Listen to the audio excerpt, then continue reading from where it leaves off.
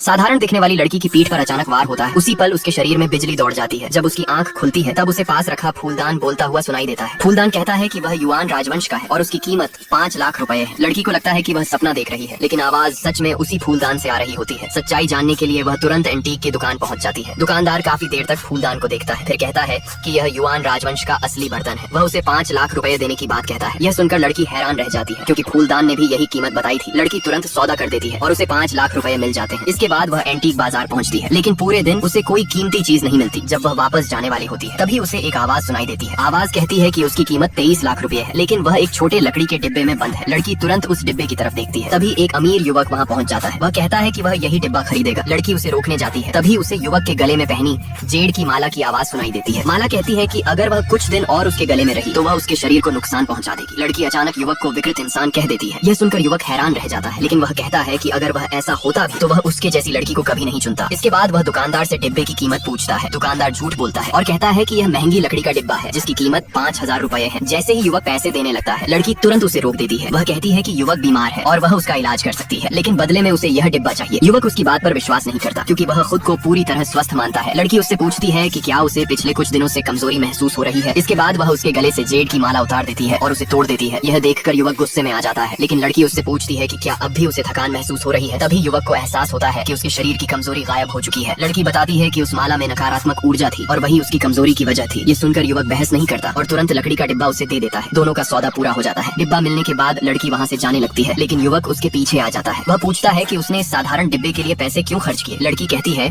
कि यह डिब्बा बाहर से साधारण दिखता है, लेकिन इसकी कीमत 20 लाख से ज्यादा है। यह सुनकर युवक हंस पड़ता है। वह कहता है कि अगर डिब्बे की कीमत सच में 20 लाख निकली तो वह उसे अपना बड़ा भाई मान लेगा। लड़की तुरंत शर्त मान जाती है। दोनों एंटीक की दुकान पहुँचते हैं। दुकानदार डिब्बे को देखकर कहता है कि इसकी कीमत 20 रुपए से ज्यादा नहीं है, लेकिन लड़की उससे दोबारा जांच करने को कहती है। दुकानदार कई बार डिब्बे को देखता है, लेकिन उसे कुछ नहीं मिलता। वह कहता है कि उसने कभी पहचानने में गलती नहीं की और यह डिब्बा सिर्फ 20 रुपए का है। तभी लड़की कहती है कि इस डिब्बे की कीमत 26 लाख रुपए है। ये सुनकर दुकानदार हैरान रह जाता है। वह कहता है कि अगर लड़की ये साबित कर दे तो वह आगे से उसकी हर चीज ऊंची कीमत पर खरीदेगा। लड़की उससे वादा याद रखने को कहती है। फिर वह कहती है कि इस डिब्बे के अंदर रतन की जाली छिपी हुई है